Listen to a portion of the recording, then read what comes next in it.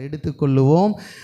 கொலேசியருக்கு எழுதின புத்தகம் 3ஆம் அதிகாரம் 23வது வசனம் 24வது வசனம். நீங்கள் கர்த்தராகிய கிறிஸ்துவை சேவிக்கிறதினாலே சுதந்திரமாகிய பலனை கர்த்தராலே பெறுவீர்கள் என்று அறிந்து எதை செய்தாலும் அதை மனுஷர்களுக்கென்று செய்யாமல் கர்த்தருக்கென்றே மனப்பூர்வமாய் செய்யுங்கள். இன்னைக்கு எடுக்கிற தலைப்பு மனப்பூர்வமாய். எழுதிங்க, மனப்பூர்வமாய். மனப்பூர்வமாய் எப்படி செய்யணும்? மனப்பூர்வமாய் செய்யணும். எதை செய்தாலும் எப்படி செய்யணும்? சரி, என்னதுங்க மனப்பூர்வமாக செய்யணும்? இந்த வசனத்தை விட்டுருங்க. எதெல்லாம் மனப்பூர்வமாக செய்யணும்?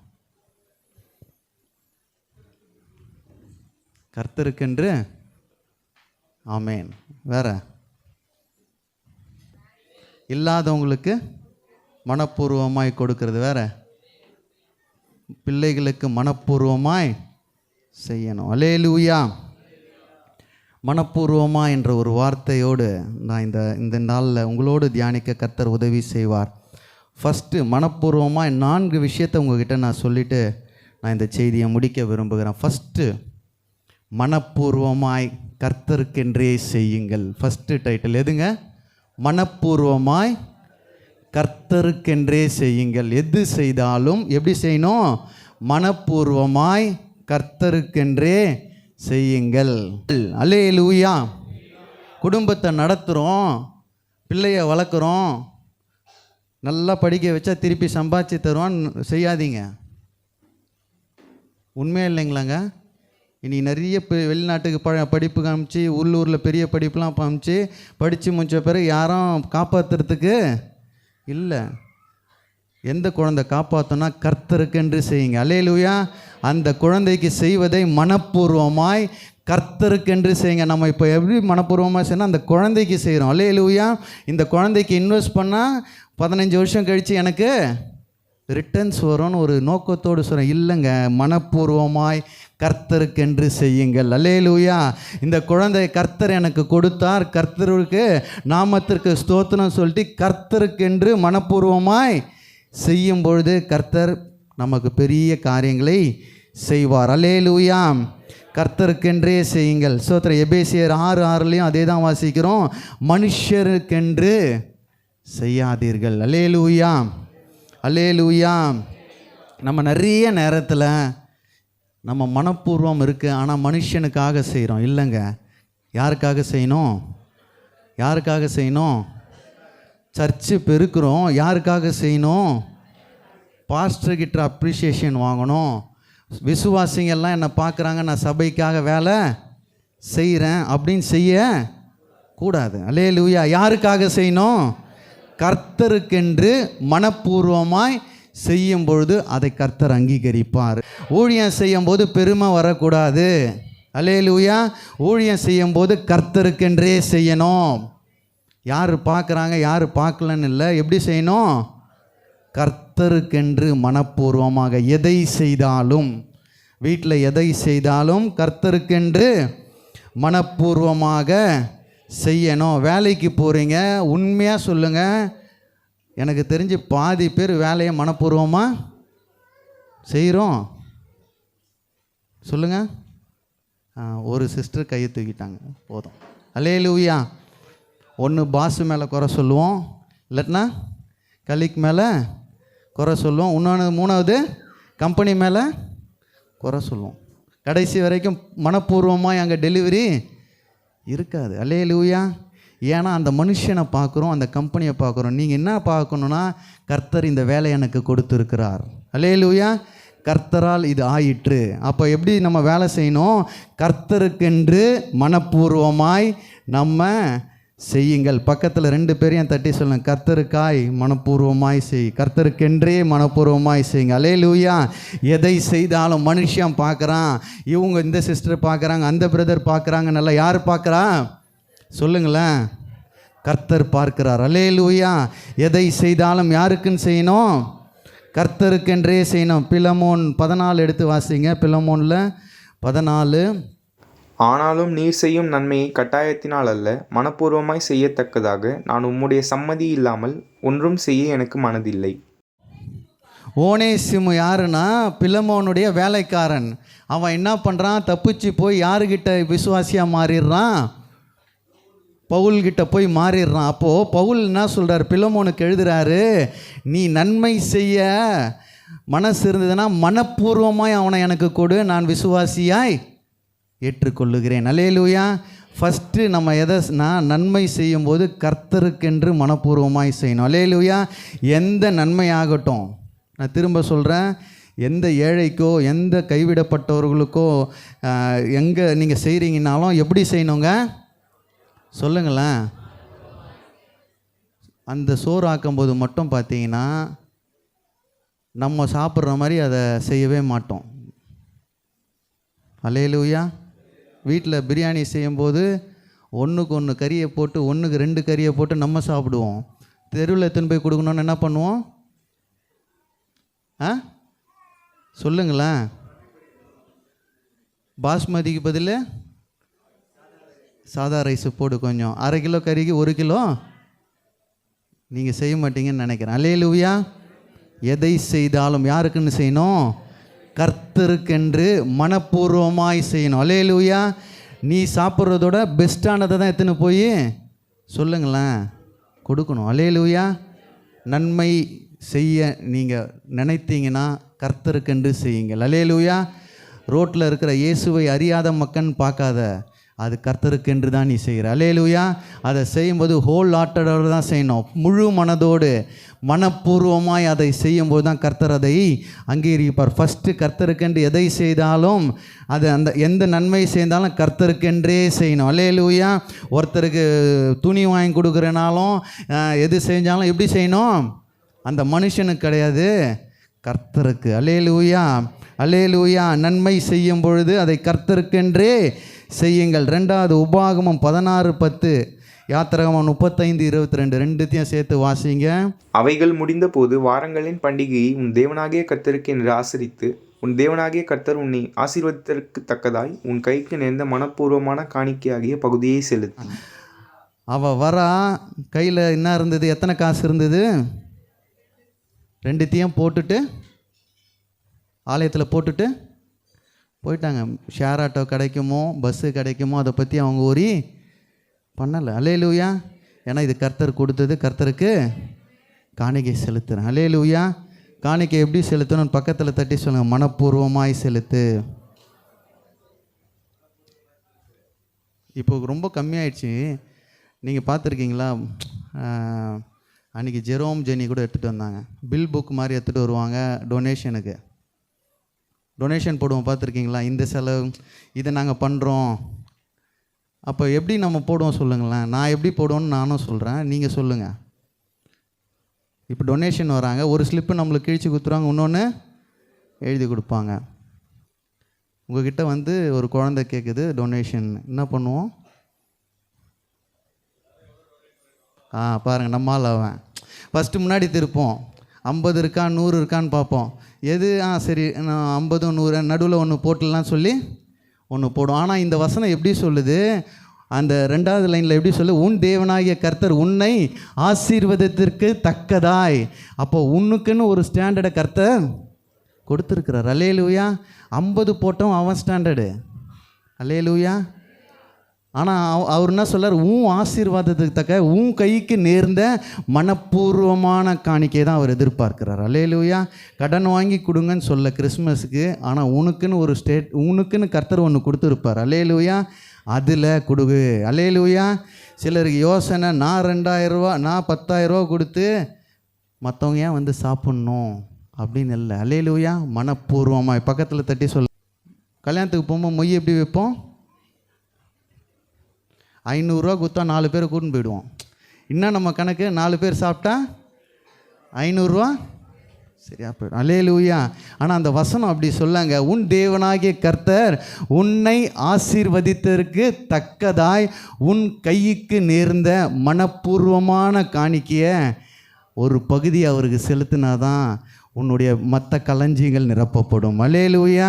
உன் களஞ்சியம் நிரப்பப்படணும்னா, நான் திரும்ப திரும்ப சொல்கிறேங்க, நீங்கள் காணிக்கை கொடுங்க, கொடுக்காமல் போங்க, தசமாக கொடுக்காம போங்க, கர்த்தர் உன்னை ஆசீர்வதிக்கனா உன் காணிக்கையினால் அவர் அங்கீகரித்தே ஆகணும். அல்லேலூயா. உன் காணிக்கையும் முதற் பலனை யார்கிட்ட கொடுங்குவேன்? கர்த்தர்கிட்ட கொடுத்துப்பாரு. 2026 கர்த்தர் உன்னை ஆசீர்வதிப்பார். அல்லேலூயா.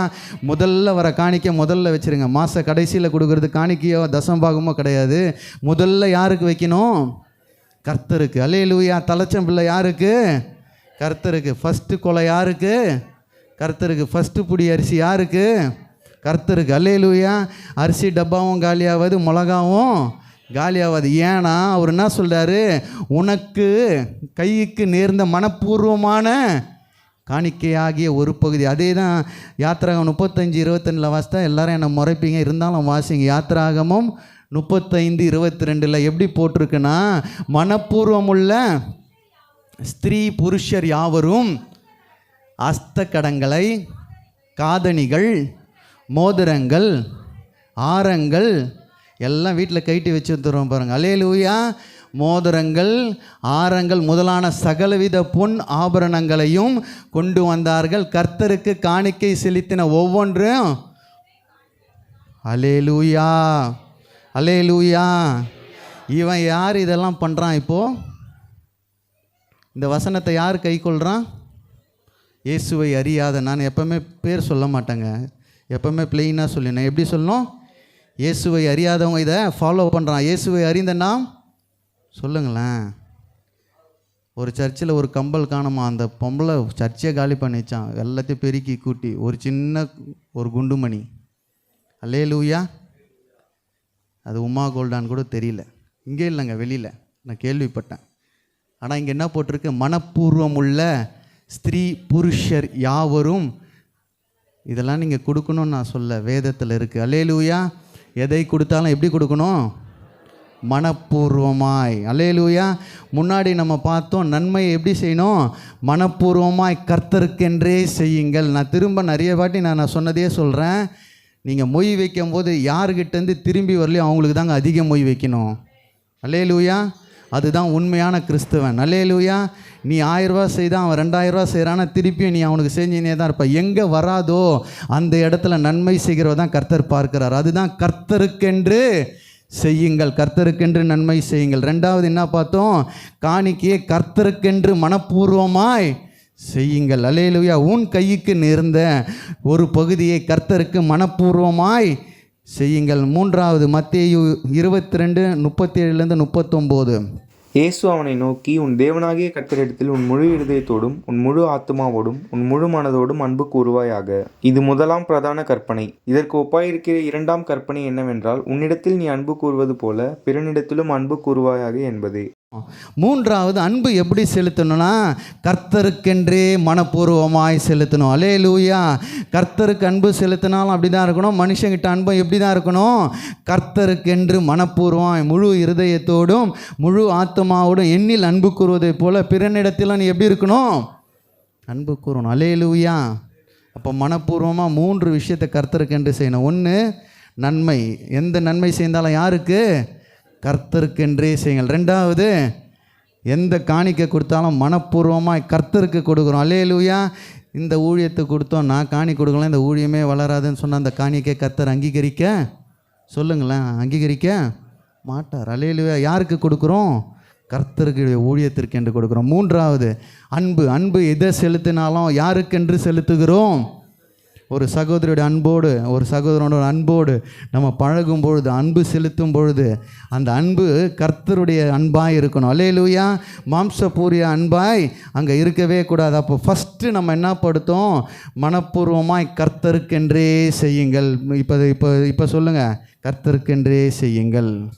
மனப்பூர்வமாய் கர்த்தருக்கு செய்யுங்கள். எதை செய்தாலும் மனப்பூர்வமாய் கர்த்தருக்கென்றே செய்யுங்கள். வீட்டில் வேலை செஞ்சாலும் கர்த்தருக்கென்றே செய்யுங்கள். அல்லேலூயா. உங்கள் வேலையில் எது செய்தாலும் கர்த்தருக்கென்றே செய்யுங்கள். ஏன்னா எல்லாமே யார் கொடுத்தது? நீ படித்து உனக்கு வேலை கிடைக்கல, அவருடைய கிருபை. அல்லேலூயா. அவருடைய இரக்கம். உனக்கு கொடுத்த வீடு, உனக்கு கொடுத்த கணவன், உனக்கு கொடுத்த பசங்க எல்லாரும் யார் கொடுத்தது? கர்த்தர் கொடுத்தது. கர்த்தருக்கென்றே செய்யுங்கள். அல்லேலூயா. 2வது இது மெயினான டாப்பிக்கு. ஃபஸ்ட்டு என்ன சொன்னேன்? மனப்பூர்வமாய் கர்த்தருக்கென்றே செய்யுங்கள். 2வது, ராபோஜன் எடுக்கிறதுக்கு முன்னாடி இந்த எல்லா டைட்டிலையும் படிச்சிருவோம். மனப்பூர்வமாய் மன்னியுங்கள். என்ன பண்ணுங்க?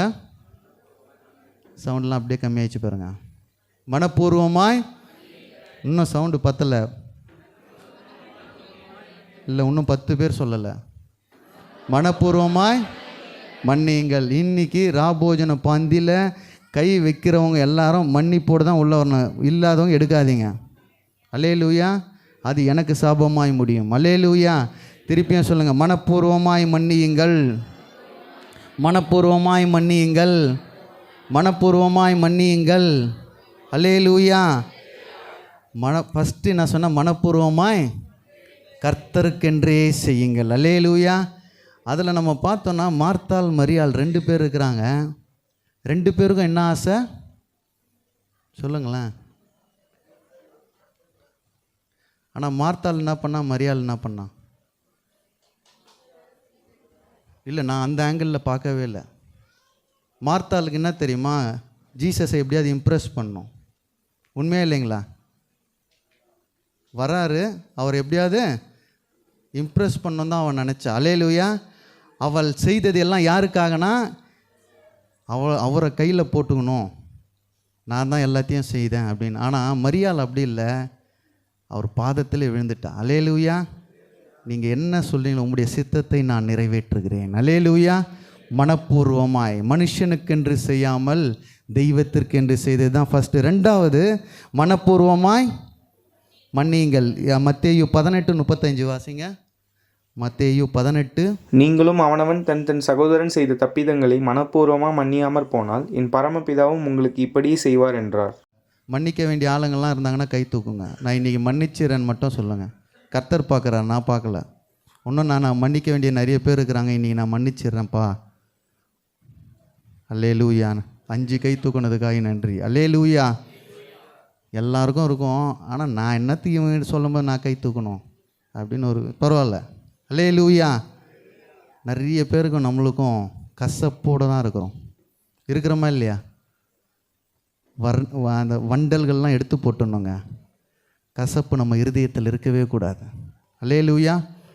நேற்று நான் சொன்னேன்னு நினைக்கிறேன், மறந்துட்டேன். நேற்று ஈவினிங் ஏசப்பா கூட 12 பேர் சாப்பிட்டாங்க கடைசி சப்பரில். கரெக்டுங்களா? ஆனால் அவருக்கு தெரியும் யார் நம்மளை போட்டு தள்ள போகிறான்னு. யூதாசுன்னு தான் தெரியும். கடைசி வரைக்கும் வாயை திறக்கலை. அல்லேலூயா. அவருக்கு தெரியும் திறந்துருந்தால் அந்த இடம் கலவரமாயிட்டு இருக்கும். அல்லேலூயா. அவர் அன்பை அங்கே வெளிக்காட்டினார். உள்ளத்திலே மன்னிச்சிட்டார். நீ தாண்டா சொல்ல போகிற, பரவாயில்ல சொல்லிட்டு போ. அல்லேலூயா. எப்படிங்க அப்படி மன்னிக்க முடியும்? என்னை நாளைக்கு கொலை பண்ண போகிறாங்கன்னு தெரியுது, அவனுக்கு காலை கழுவி சோறு போடுறாருங்க. பெரிய விஷயங்க. அதெல்லாம் நினச்சா கண்ணில் தண்ணி வரும். கால் கழுவிட்டு அவனுக்கே சோறை போடுறாரு. யார் காட்டி கொடுக்க போகிறான்? இவன் தான் நம்ம சாவடிக்க போகிறான் தெரிந்தே அவர் செய்கிறார். அல்லேலூயா. மனப்பூர்வமாய் மன்னிக்கிறது அதுதான். அல்லேலூயா. இவன் தான் நாளைக்கு என்ன செய்ய போகிறான் தெரிஞ்சும் நம்மளால் மன்னிக்க முடியவே முடியாது. அல்லேலூயா. பக்கத்தில் தட்டி சொல்லுங்க, மன்னிச்சிரு, நீ தான் பெரிய ஆள். அல்லேலூயா. மன்னிச்சு பாருங்களேன், எதிர்க்க இருக்கவன் தலையை குனிஞ்சிருவான். இன்றைக்கி மன்னிக்க போகிறோம். ராபோஜன பந்தியில் கை வைக்கிறதுக்கு முன்னாடி, அப்பா நான் மனப்பூர்வமாக அவங்கள மன்னிக்கிறேன். என் வாழ்க்கையில் எத்தனையோ பிரச்சனை செஞ்சாங்க, ஆனால் மனப்பூர்வமாக உம்முடைய கரத்தில் ஒப்படைக்கிறேன். நீங்களே யூதாஸ் காரியத்துடைய காலை கழுவி சோறு போட்டவர். அல்லேலூயா. நான் இன்றைக்கி மன்னிக்காமல் நான் போக மாட்டேன்னு சொல்லுங்கள். அல்லேலூயா. அதில் என்ன சொல்கிறாங்க? நீங்களும் அவனவன் தன் தன் சகோதரன் செய்த தப்பிதங்களை மனப்பூர்வமாய் மன்னியாமற் போனால் என் பரமபிதாவும் உங்களுக்கு இப்படியே செய்வார் என்றார். அல்லேலூயா. அதுக்கு முன்னாடி இருக்க வசனம்லாம் பார்த்தீங்கன்னா 10,000 ரூபா கடன் இருந்தவனை மன்னிச்சிடுறாரு. இவங்கிட்ட 100 ரூபா வாங்கினவன் எதிர்க்க வரான். இவன் என்ன பண்ணுறான்? மன்னிக்கல. அதுதான் பிரச்சனையே. என்ன பண்ணுறான்? இவன் 100 ரூபா வாங்கினா உடலை. திருப்பியும் அவன் போய் கடவுள்கிட்ட சொல்கிறான், என்ன இவன் என்ன பண்ணிட்டான்? 100 ரூபா வாங்கினா என்ன உடலானோன்னு. அப்போ தான் அவனுக்கு தண்டனை அதிகமாகுது. அல்லேலூயா. நம்ம மன்னிக்கணும். மன்னிக்கிற குணம் நமக்குள்ளே இருக்கணும். அல்லேலூயா. யூதர்களுடைய பரம்பரை அவங்களுடைய வழக்கத்தின்படி 3 முறை மன்னிப்பாங்களாம். எத்தனை முறை? யூதர்களுடைய பழக்க வழக்கங்கள், எதனா ஒரு தவறு செய்தால், எதனா ஒரு 2 பேருக்கு சண்டை வந்தால் எத்தனை வாட்டி மன்னிப்பாங்க? 3 முறை. அப்போ பேதுரு உள்ளே வந்து என்ன சொல்கிறாருன்னா, 7 முறை மன்னிக்கலான்னு பெரிய மனசோடு சொல்கிறாரு. அந்த வசனம் கூட அந்த 23 இருக்கும் பாருங்கள், 22 இருக்கும் பாருங்கள், வாசித்து பாருங்களேன். அப்பொழுது பேதுரு அவரிடத்தில் வந்து, ஆண்டவரே, என் சகோதரன் எனக்கு விரோதமாய் குற்றம் செய்து வந்தால் நான் எத்தனை தரம் மன்னிக்க வேண்டும்? 7 தரம் மட்டுமோ என்று கேட்டான். அதற்கு இயேசு, 7 தரம் மாத்திரமல்ல, 7 தரம் மட்டும் என்று உனக்கு சொல்லுகிறேன். யூதர் பரம்பரையில் 3 வாட்டி தான் மன்னிப்பாங்க. பேதுரு என்ன நினச்சா 7 சொல்லான்னு. ஆனால் ஏசப்பா வந்து என்ன சொல்கிறார்? 7 இல்லைடா, 70 முறை மன்னி. ஏன்னா பிதா உன்னை மன்னித்துன்னு இருக்கிறாரு. அல்லேலூயா. இன்றைக்கி நம்ம மன்னிக்கிறதுக்கு கஷ்டப்படுறோம். இன்றைக்கி ஜீவனோடு நிற்கிறதே அவருடைய மன்னிப்பு தாங்க. நான் செய்த அயோக்கிய தினத்துக்கெலாம் எனக்கு என்றைக்கோ சாவடிச்சிருக்கணும். அல்லேலூயா. இன்றைக்கும் உயிரோடு தந்திருக்கிறாருன்னா அவருடைய சுத்த கிருபை. எத்தனை பேர் உணர முடியும்? அவருடைய சுத்த கிருபை. அல்லேலூயா, அல்லேலூயா. எபேசியர் 4:32 யாருன்னா ஒருத்தர் வாசிங்க. கொலேசியர் 3:13 2 பேர் எடுத்து வாசிங்க. எபேசியர் 4:32, கொலேசியர் 3:13. ஒருவருக்கொருவர் தயவாயும் மனமுருக்கமாயும் இருந்து கிறிஸ்துவுக்குள் தேவன் உங்களுக்கு மன்னித்தது போல நீங்களும் ஒருவருக்கொருவர் மன்னியுங்கள். மன்னியுங்கள், மன்னியுங்கள், மன்னியுங்கள். பக்கத்தில் 2-3 பேரை தட்டி சொல்லுங்க, மன்னிச்சிட்டு போ. அல்லேலூயா. குறைஞ்சிட மாட்ட. கர்த்தர் மன்னித்தார், அதனால தான் நீ உயிரோடு இருக்கிற. நீ அவர் மன்னிக்கலன்னா உன்னை என்னைக்கோ சாத்தான் தூக்கின்னு போயிட்டு இருப்பான். அல்லேலூயா. கொலேசியர் 3:13 என்ன போட்டிருக்கு? ஒருவரே ஒருவர் தாங்கி ஒருவர் பேரில் ஒருவருக்கு குறைபாடு உண்டானால் கிறிஸ்து உங்களுக்கு மன்னித்தது போல ஒருவருக்கொருவர் மன்னியுங்கள். அப்போ மன்னிப்பு மனப்பூர்வமாக இருக்கணும். ஏதோ வாயில் சொல்கிற மன்னிப்பு. நிறைய பேர் மன்னிச்சிட்டேன் போ, ஆனால் உள்ள கரம் வச்சுன்னு இருப்பாங்க. எப்போ சான்ஸு கிடைக்குது உன்னை நான் காலி பண்ணுங்க. ஐயா கரெக்டாக சொன்னார் பாருங்க. கத்தினால இல்லைங்க, கத்திலாம் கூட ரத்தம் வந்துடும், ஆறிடும். ஆனால் எதில் காலி பண்ணுவாங்க? வார்த்தையில் கிழிக்கிற கிழி வந்து சாவர வரைக்கும் அது நம்மளை விட்டு போவாது. இன்றைக்கி சொல்லுங்கள், கண்ணை மூடி சொல்லுங்கள், அப்பா உங்களுக்கு தெரியும் யாரை நான் உங்களை மன்னிக்கிறேன், அவரை மன்னிக்கிறேன் மனப்பூர்வமாக. நீங்கள் என்னை மன்னித்தீங்கள்ல, நானும் அவங்கள மன்னிக்கிறேன்ப்பா. அல்லேலூயா. ஒரு கிறிஸ்தவனாக இருந்தால், ஒரு கிறிஸ்தவளாக இருந்தால் ஏசப்பா செய்த அந்த விஷயத்தை கண்ணு முன்னாடி எடுத்துகிட்டு வாங்க. இன்றைக்கி மன்னிச்சிருங்க. அல்லேலூயா. மன்னிப்பதனால் நீங்கள் குறைந்து போக மாட்டேங்க. கர்த்தர் உங்களை உயர்த்துவார். அல்லேலூயா. அவங்களாம் வெட்கப்பட்டு போவாங்க. அப்பா நான் மன்னிக்கிறேன், பரிபூரணமாக மன்னிக்கிறேன். மன்னிக்கும் போது 2 வருங்க, ஜெயத்தை கர்த்தர் தருவார். எழுதிங்க. மன்னித்தீங்கன்னா, மனப்பூர்வமாக நீங்கள் மன்னிச்சிங்கன்னா, நான் சொல்கிறேங்க, உங்கள் டைரியில் எழுதுறீங்க, ஜெயம் உங்கள் வாசலில் வந்து படுக்குங்க. ஜெயத்தை கர்த்தர் தருவார். 2வது ஆசீர்வாதம் உண்டாகும். இது 2 எந்தெந்த வீட்டில் குறைவாக இருக்கும், உங்ககிட்ட மன்னிக்கிற தன்மை கம்மியாக இருக்குன்னு அர்த்தம். அல்லேலூயா. வேலை மேலே யாராக இருந்தாலும் மன்னிங்க, சர்ச்சுக்குள்ளே யாராக இருந்தாலும் மன்னிங்க, வீட்டில் யாராக இருந்தாலும் மன்னிங்க, நண்பர்களில் மன்னிங்க. நீங்கள் போய் இன்றைக்கி மன்னிப்பை கேளுங்க, ஃபோன்லேயோ நேர்லேயோ எப்படியோ. இந்த வார்த்தையை கேட்டு மன்னிப்பு கேட்காமல் இருக்காதீங்க, கர்த்தர் ஜெயத்தை தரமாட்டார். அல்லேலூயா, அல்லேலூயா. யோசேப்பை அவனுக்கு எல்லாரும் 10 பேர், ஒருத்தனை விட்டுருங்க, 10 பேரும் எல்லா டார்ச்சரும் பண்ணாங்க. அவன் எல்லா நாளும் மன்னிச்சாங்க. எதனா ஒரு வசனத்தினாலாவது யோசேப்பு கோவப்பட்டான், யோசேப்பு சகோதரருக்கு எதிராக நின்றான் எங்கன்னா படித்து பார்த்தீங்களா? இல்லை. அல்லேலூயா. இன்றைக்கு மன்னிக்கணும். பக்கத்தில் தட்டி சொல்லுங்கள், மன்னிச்சிரு, இல்லைன்னா ராபோஜனத்தில் உட்காராத. அல்லேலூயா. இதில் நிறைய பேர் நான் தான் ஞானஸ்தானம் எடுக்கலையான்னு ஒரு ஜாலி, அதில் வேறு சிரிப்பு. அல்லேலூயா. மன்னிப்பு எல்லாருக்கும் காமன் தான். அல்லேலூயா. இன்றைக்கு மன்னிக்க போகிறோம். எப்பேற்பட்ட குற்றவாளியாக இருந்தாலும் கோர்ட்டே நீங்கள் மன்னிக்குது. உண்மை இல்லைங்களா? எவ்வளோ பெரிய குற்றவாளி அவன் அதை உணர்ந்துட்டானா என்ன பண்ணுறாங்க? விடுதலை கொடுக்குற ஒரு சட்டதிட்டங்கள். ஏன்னா பைபிள் சொல்லியிருக்கு, பிதா உங்களை மன்னித்தது போல நீங்களும் ஒருவருக்கொருவர் மன்னியுங்கள். அல்லேலூயா. ஜெயமும் ஆசீர்வாதமும் நான் சொல்லுங்க உங்கள் வாசப்படியிலே இருக்கோங்க. அல்லேலூயா. மன்னித்து இன்றைக்கு எல்லாவற்றையும் நம்ம விட்டுட்டு நம்ம ராபோஜன பந்தியில் நம்ம ஸ்தோத்திரம் திருப்பந்தியில் பங்கு பெற போகிறோம். 2 டைட்டில் நான் சொன்னேன். எதை மனப்பூர்வமாய் செய்யணும்?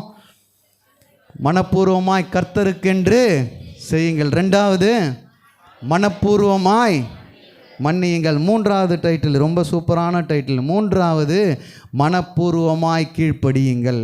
எழுதிங்க.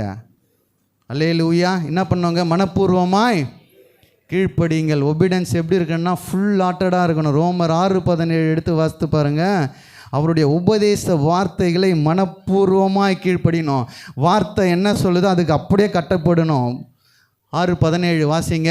முன்னே நீங்கள் பாவத்திற்கு அடிமைகளாய் இருந்தும் இப்பொழுது உங்களுக்கு ஒப்புவிக்கப்பட்ட உபதேச சட்டத்திற்கு நீங்கள் மனப்பூர்வமாய் கீழ்ப்படிந்ததினாலே தேவனுக்கு ஸ்தோத்திரம். வார்த்தைக்கு மனப்பூர்வமாய் கீழ்ப்படியணும். அல்லேலூயா. சண்டே மெசேஜ் கேட்குறோம், அந்த மெசேஜுக்கு மனப்பூர்வமாக எப்படி கேட்கணுங்க?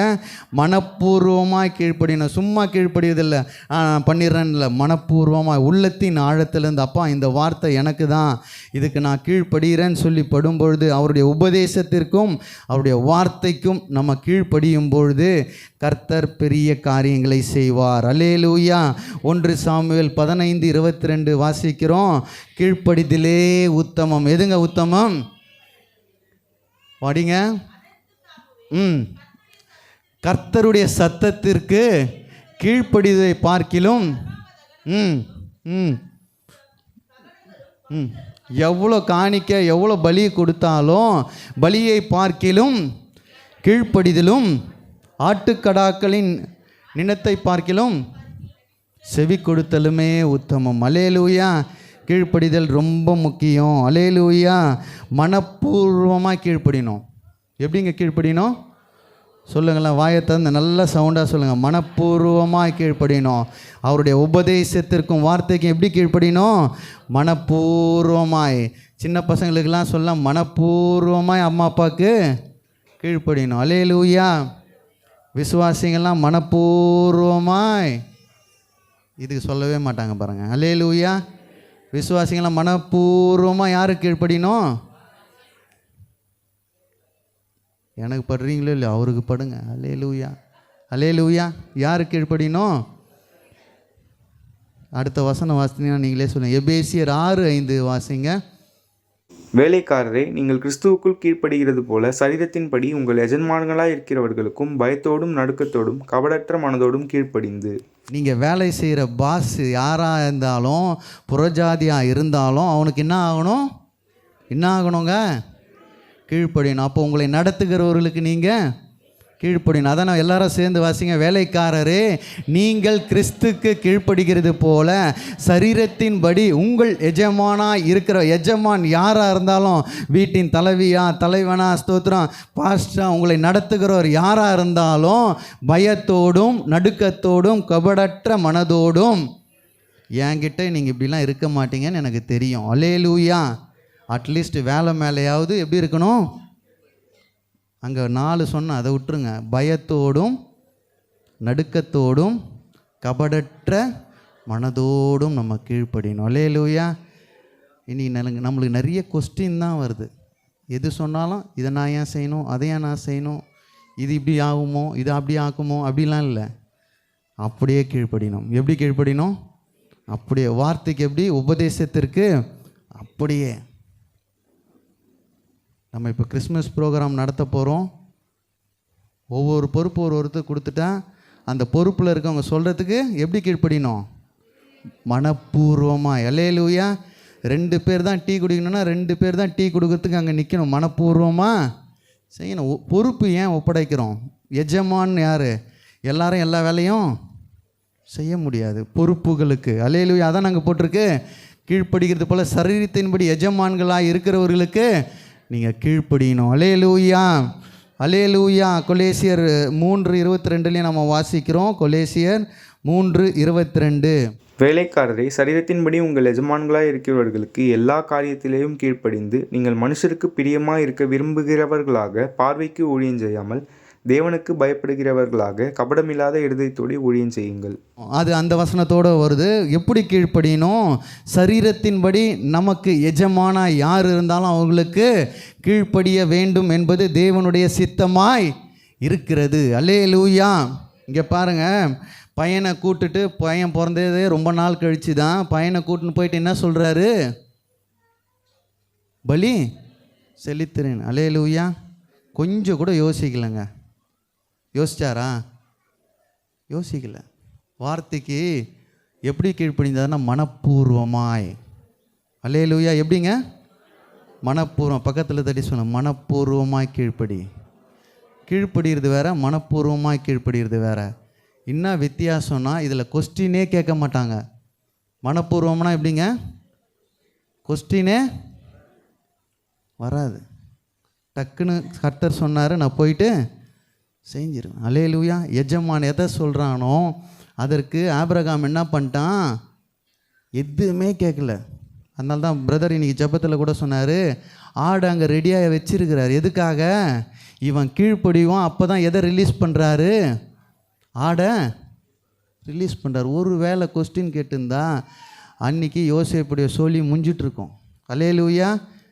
சவுண்டும் மேலேருந்து வந்து இருக்காது. அல்லேலூயா. எனக்கு தெரிஞ்ச அப்புறம் யோசேப்பினுடைய ஈசாக்கினுடைய சந்ததி வந்து சோத்திரம் ஃபுல்லாகவே அழிஞ்சு போயிருக்கும்னு நான் நினைக்கிறேன். சாபத்துக்கேடாக மாறி இருக்கும். ஆனால் ஒருத்தன் கீழ்ப்படிந்ததுனால, ஆபிரகாம்னு ஒருத்தன் மனப்பூர்வமாக கீழ்ப்படிந்ததுனால ஈசாக்கு எப்படிங்க விதைத்தான்? எப்படி அறுவடை செஞ்சான்? 100 மடங்கு அறுவடை. ஏன்னா அவங்க அப்பா என்ன பண்ணார்? மனப்பூர்வமாக கீழ்ப்படிந்தார்கள். அல்லேலூயா. மனப்பூர்வமாக கீழ்ப்படியும் போது நான் விசுவாசிக்கிறேன் 2 ஆசீர்வாதங்கள். விடுதலை கிடைக்கும். எப்பப்போலாம் நீங்கள் மனப்பூர்வமாக கீழ்ப்படுறீங்களோ என்ன கிடைக்கும்? விடுதலை கிடைக்கும், தரிசனம் நிறைவேறும். அல்லேலூயா. விடுதலை கிடைக்கும், தரிசனம் நிறைவேறணும்னா என்ன பண்ணணும்னா அப்பாவுடைய வார்த்தைக்கு அப்படியே கீழ்ப்படியணும். பக்கத்தில் சொல்லுங்கள், அப்படியே கீழ்ப்படியணும்.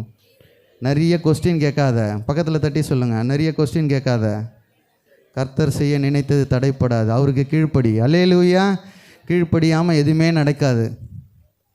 நம்ம 4 பேர் கீழ்ப்படிஞ்சால் தான் நம்மளுக்கு எல்லாமே நடக்கும். அல்லேலூயா. நான் எல்லா இடத்துலையும் அயன் பண்ண சட்டை மாதிரி தான் இருப்பேன், வெறப்பாக இருப்பேன்னா கர்த்தர் அப்படியே தான் வெறப்பாக இருப்பார். அல்லேலூயா. இன்றைக்கி ராபோஜனம் எடுக்க போகிறோம். எங்கெங்கெல்லாம் நம்ம கீழ்ப்படியணுமோ அங்கெல்லாம் வாயை திறவாத ஆட்டை போல அவருடைய வார்த்தைக்கு கீழ்ப்படியணும். அல்லேலூயா. அதனால தான் அந்த ஆட்டுக்குட்டி அங்கே வச்சார். ஆட்டுக்கடாவை முள்ளுக்கு நடுவில் வச்சார். என் மகன் கீழ்ப்படிஞ்ச உடனே தான் அதை ரிலீஸ் பண்ணார். அல்லேலூயா.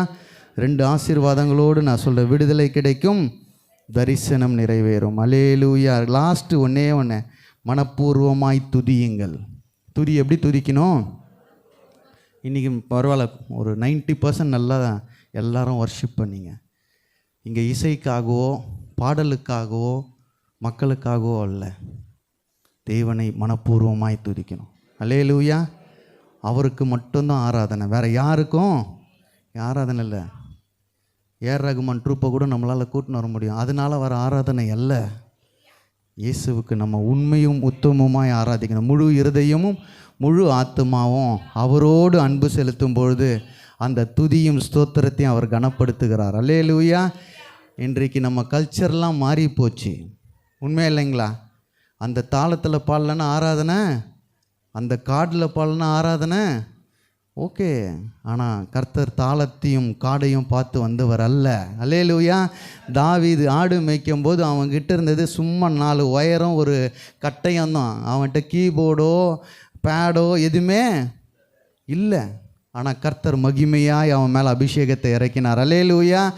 சாமுவேலுக்கு அவன் அங்கே இருக்கிறது எப்படிங்க தெரியும்? சாமுவேல் எங்கேயோ இருக்கிறான், தாவீது எங்கேயோ இருக்கிறான். என்ன சொல்கிறான்? அவனை கூட்டிகிட்டு வா, இன்னொரு பையன் வீட்டில். ஏன்னா மனப்பூர்வமாய் துதிக்கணும். பக்கத்தில் தட்டி சொல்லுங்கள், மனப்பூர்வமாய். மனப்பூர்வமாய். பாதி பேர் ஆராதனைக்கே வரல. மனப்பூர்வமாய் நீங்கள் துதித்து பாருங்கள், ஸ்தோத்திரித்து பாருங்கள், கர்த்தர் பெரிய அற்புதங்களை கட்டளையிடுவார். அல்லேலூயா. எவ்வளோ பேர் மறைக்கணும்னு நினச்சாலும் கர்த்தர் உங்களை தான் முன்னாடி நிறுத்துவார். அத்தனை பேர் அவன் அபிஷேகம் பண்ணோன்னு எண்ணெயை ரெடியாக வச்சுன்னு இருக்கான், கடைசி வரைக்கும் எண்ணெய் ஓப்பனு ஆகலை. அவன் சொல்கிறான், இன்னும் ஒருத்தன் மனப்பூர்வமாக எங்கேயோ துதிச்சுன்னு இருக்கிறான், அவனை கூட்டுன்னு வா, நான் அவன் தலையில் தான் எண்ணெயை ஊற்றணும். எந்த எண்ணெய் எங்கே ஊற்றணும்னு அவருக்கு தெரியும். வாயை திறந்து சொல்லுங்கள், எந்த எண்ணெய் எங்கே ஊற்றணும்னு அவருக்கு தெரியும். அது வரைக்கும் எண்ணெய் அப்படியே தான் இருக்கும், கவலையே படாதீங்க.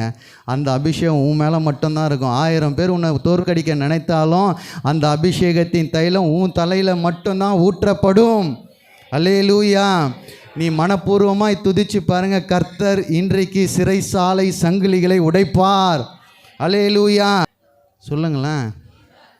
ஒன்று நான் என்ன பண்ணிப்பேன், உன்னால் தாண்டி இந்த பிரச்சனை, ஒழுங்காக நம்ம ஊழியத்தை விட்டு ஓடி இருக்கலாம்னு நான் பேசியிருப்பேன். அவன் என்ன சொல்லியிருப்பான்னு எனக்கு தெரியல, அவன் மனசில் என்ன இருக்குன்னு. இதுதான் நம்ம டிஸ்கஷனாக இருந்திருக்கும். அல்லேலூயா.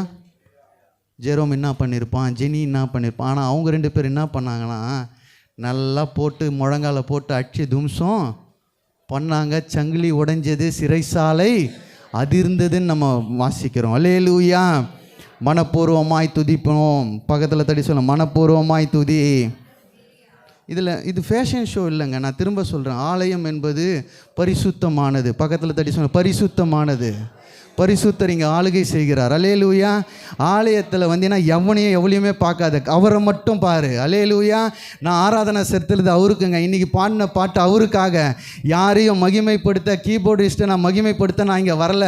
எனக்கு கீபோர்டே இல்லைனாலும் நான் பாட்டு ஆராதிக்க முடியும். அல்லேலூயா. துதிப்பதும் ஆராதிப்பதும் என் தெய்வத்திற்காக. எதுவுமே இல்லைனாலும் நான் இன்றைக்கி துதிப்பேன், மைக்கே இல்லைனாலும் நான் துதிப்பேன், ஆராதிப்பேன். அல்லேலூயா.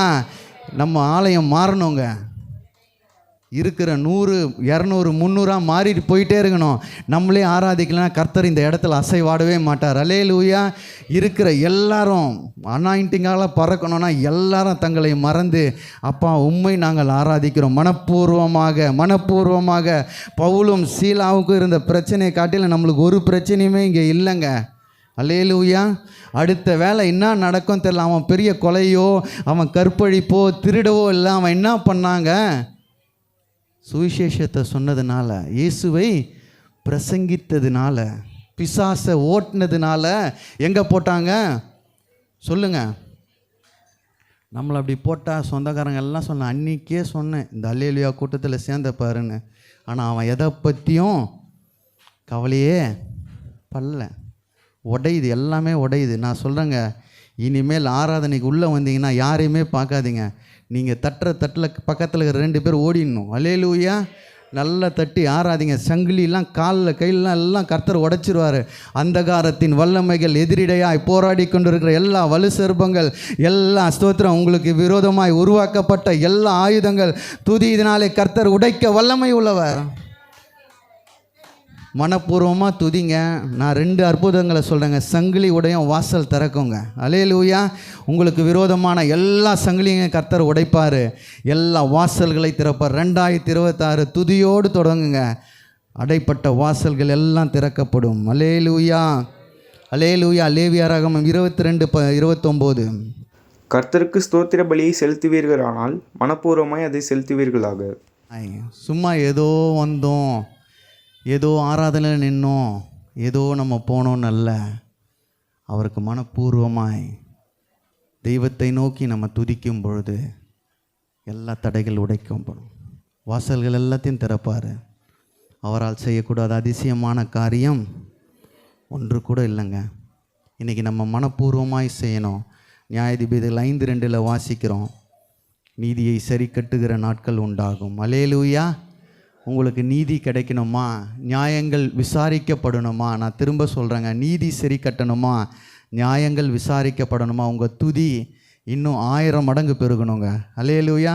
அன்றைக்கி கூட ஒரு சிஸ்டர் யாரோ சாட்சி சொன்னீங்க, ஞாபகம் இல்லை, இத்தனை முறை கர்த்தர் எழுத வைத்தார், கர்த்தர் எனக்கு விடுதலையை தந்தார். அல்லேலூயா.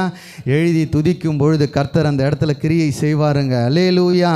அதை வாசிங்க. கர்த்தர் இஸ்ரவேலுக்காக நீதியை ஜனங்கள் மனப்பூர்வமாய் கர்த்தரை ஒப்பு கொடுத்த நிமித்தமும் அவரை ஸ்தோத்தரியுங்கள். அல்லேலூயா. நீதியை சரி கட்டி சாத்தான உங்கள் கையில் ஒப்படைக்கணும்னா என்ன பண்ணணும், மனப்பூர்வமாய் துதிக்கணும். அல்லேலூயா. இன்றைக்கி தாளத்துக்கும் பாட்டுக்கும் மெட்டுக்கும் நம்ம ஆராதிக்கவே கூடாது. அல்லேலூயா. முழு இருதயத்தோடு, அதெல்லாம் தேவை. அதை காட்டிலும் உங்களுடைய இருதயமும் உங்களுடைய சிந்தையும் யாரோடு ஐக்கியமாகணும்னா ஆராதனை நேரத்தில் அவரோடு தான் ஐக்கியமாகணும். அல்லேலூயா. ஸ்க்ரீனை பார்த்து பாடுறீங்களா, பாடும்பொழுது அந்த அபிஷேகம் உங்கள் மேலே இறங்கணும். வேறு யாரையுமே நீங்கள் ஃபோக்கஸ் பண்ணவே கூடாது. உங்களுடைய ஆராதனை அவருக்கும் உங்களுக்கும். அப்பா உம்மை நான் ஸ்தோத்தரிக்கிறேன், முழு இருதயத்தோடு முழு ஆத்மாவோடு மனப்பூர்வமாய் உம்மை நான் துதிக்கிறேன்னு பவுலும் சீலாவும் துதித்தது போல சங்கிலிகளை அறுத்து வாசல்கள் திறக்கிற நாட்கள் உண்டாகும். அல்லேலூயா. இப்போ மனப்பூர்வமாக 4 மனப்பூர்வம் சொல்லுங்களேன். என்ன மனப்பூர்வமாக பண்ணணும்? கர்த்தருக்கென்று செய்யுங்கள். 2வது மனப்பூர்வமாய் மன்னியுங்கள். 3வது மனப்பூர்வமாய் கீழ்ப்படியுங்கள். 4வது மனப்பூர்வமாய் துதியுங்கள். நம்ம சபை இந்த 4 விஷயத்தில் இனிமேல் ஸ்ட்ராங் ஆகணுங்க. அல்லேலூயா. ஒரு கன்னத்தை அறைந்தால் மறு கன்னத்தை காட்டணும். தாழ்மை உண்டாகணும். பக்கத்தில் தட்டி சொல்லுங்கள், உனக்கு தாழ்மையே இல்லைன்னு சொல்லுங்கள். உனக்கு தாழ்மையே இல்லைன்னு சொல்லுங்களேன். அந்த சகோதரி கோவம் வருதான்னு பாருங்கள். அல்லேலூயா. உப்பு அதிகமான கோவம் வருது, உப்பு கம்மியானா கோவம் வருது, சாப்பாடு லேட்டானா கோவம் வருது. ஏன்னா நமக்குள்ளே என்ன இல்லை? தாழ்மையும் இல்லை, மன்னிக்கிற குணமும் இல்லை. அல்லேலூயா. தன்னை போல் பிறனை நேசி, தன்னை போல் பிறனை நேசின்னு அந்த வார்த்தை பரிபூர்ணப்படணும்னா உங்களுக்குள்ள மன்னிப்புன்ற ஒரு தாரக மந்திரம் எப்பவுமே உள்ளே இருக்கும். அல்லேலூயா. மனப்பூர்வமாய் மன்னிங்கள். 3வது மனப்பூர்வமாய் கீழ்ப்படிங்கள். ஒபீடியன்ஸ் ரொம்ப முக்கியம். மனப்பூர்வமாக எதை சொன்னாலும் உங்கள் எஜமானுக்கு, உங்களை வழி நடத்துகிறவர்களுக்கு, உங்கள் வீட்டில் இருக்கிற மூத்தவர்களுக்கு மனப்பூர்வமாய் கீழ்ப்படிங்கள். 4வது மனப்பூர்வமாய் துதியுங்கள். எப்போ துதித்தாலும் அறையை சாத்தி நீங்கள் முழங்கால் படிட்டு அவரை நோக்கி துதிக்கும் பொழுது அந்தரங்கத்தில் நீங்கள் எதை துதிக்கிறீங்களோ வெளியரங்கமாய் ஸ்தோத்திரம். பவுலும் சீலாவுக்கும் வெளியரங்கமாய் ஜெயிலு உடஞ்சி சங்கிலி கழிந்து பூமி அதிர்ந்ததுன்னு நம்ம வாசிக்கிறோம். அல்லேலூயா. நம்ம மனப்பூர்வமாய் துதிக்கும் பொழுது கர்த்தர் ஒரு பெரிய காரியங்களை செய்வார். அல்லேலூயா. எதை செய்தாலும் கர்த்தருக்கென்று செய்யுங்கள், மனப்பூர்வமாய் செய்யுங்கள். இன்றையிலேருந்து எந்த ஊழியம் செய்தாலும் யார் பார்க்குறாங்க, யார் அப்ரிஷியேட் பண்ணுறாங்க, யார் டிஸ்கரேஜ் பண்ணுறாங்கலாம் பார்க்கக்கூடாது. யாருக்காக செய்கிறோம்? இதில் நிறைய கொஸ்டின் கேட்டுக்கினே இருப்போம். ஏன் கேட்குறோம் சரிங்களா? யார் நிறைய கொஸ்டின் கேட்குறாங்களோ அவங்க மனுஷனுக்காக செய்கிறார்கள். அல்லேலூயா. கொஸ்டினே வரக்கூடாது. தெய்வத்துக்கு செய்யும் பொழுது எந்த கேள்வியுமே வராது. அல்லேலூயா. எந்த கேள்வியுமே வராது. ஏன்னா யாருக்கு செய்கிறோம்? ஊழியனுக்காக அல்ல, புதிய சீயோன் சபைக்காக அல்ல, கர்த்தருக்கு. அல்லேலூயா. எதை செய்தாலும், காணிக்கை கொடுத்தாலும் யாருக்காக செய்கிறோம்? கர்த்தருக்கென்று. நன்மை செய்தால், கர்த்தருக்கு அன்பு செலுத்தினால் கர்த்தருக்கென்று. அல்லேலூயா. எதை செய்தாலும் கர்த்தருக்கென்று நம்ம செய்யும் பொழுது அவர் அங்கீகரிக்கிறவராக இருக்கிறார். அல்லேலூயா. ஆபிரகாமை உயர்த்தின தேவன் நம்மையும் கர்த்தர் உயர்த்துவார். யோசேப்புடைய குணம் எவ்வளோ பாடுகள் வந்தாலும் மன்னிக்கிறது அவனுடைய வாழ்க்கையாகவே மாறுச்சு. எத்தனையோ போராட்டங்கள். ஆனால் அவன் தரிசனத்தை அடையிற வரைக்கும் எந்த இடத்துலையும் அவன் யாரையும் மன்னிக்காமல் இல்லை. மன்னிக்கும் பொழுதும் ஆசீர்வாதம் உண்டாகுங்க. அல்லேலூயா. தரித்திரம் நீங்கணும்னா மன்னிப்பு உண்டாகணும். யார் மேலேயும் கோவப்படாதீங்க. நான் சொல்கிறேங்க, இந்த ராபோஜனம் நான் சொல்கிறேன்ல, வருஷத்தின் கடைசியாக இருக்கிறதுனால நம்மக்கிட்ட கர்த்தர் பெரிய சேஞ்சஸ்லாம் எதிர்பார்க்கிறார். நீங்கள் சேஞ்ச் ஆகி பாருங்கள். கர்த்தர் ஆவியானவர் உங்கள் குடும்பத்தில் நம்ம ஊழியத்தை பல மடங்கு உயர்த்த வல்லமை உள்ளவர். இப்போ இருக்கிற விசுவாசியை நான் பார்க்கல. கர்த்தர் உங்களை கொண்டு இந்த மந்தை பெருக செய்கிற தேவன். அல்லேலூயா. உங்களை கொண்டு ஒரு பெரிய சபையையும் பெரிய ஆலயங்களையும் பெரிய ஜனத்தொகையோடு நம்ம ஆராதிக்க கர்த்தர் வல்லமை உள்ளவர். எதை செய்தாலும் மனப்பூர்வமாக, இன்றையிலிருந்து மகளுக்கோ மகனுக்கோ கணவருக்கோ மனைவிக்கோ எது செய்தாலும் மனப்பூர்வமாக செய்யுங்க. நிறைய பேர் சொல்லி பார்த்துக்கிறேன், இவனுக்கு வெடித்து கொட்டி ஒன்றும் அஞ்சலம்மா சிரிக்கிறாங்க. அல்லேலூயா. இந்த வீட்டுக்கு காலையிலேருந்து சாமான் விலைக்கு போட்டு இதுங்களுக்கு ஒரு பிரயோஜனமோ சொல்கிறோமா இல்லையா? இதுங்களுக்கு நான் உழைச்சி கொட்டேன், ஒரு பிரயோஜனமும் இல்லை. இன்றைக்கு அந்த வார்த்தையை மாற்றுங்க. மனப்பூர்வமாக நான் செய்கிறேன்ப்பா, என் குடும்பத்திற்காக கர்த்தருக்கென்றே நான் செய்கிறேன். அல்லேலூயா. நீர் கொடுத்த இந்த குடும்பத்திற்காக நான் மனப்பூர்வமாக இந்த வேலையை செய்கிறேன்னு சொல்லி சந்தோஷத்தோடு செய்யுங்க. கர்த்தர் பெரிய காரியங்களை செய்வார்.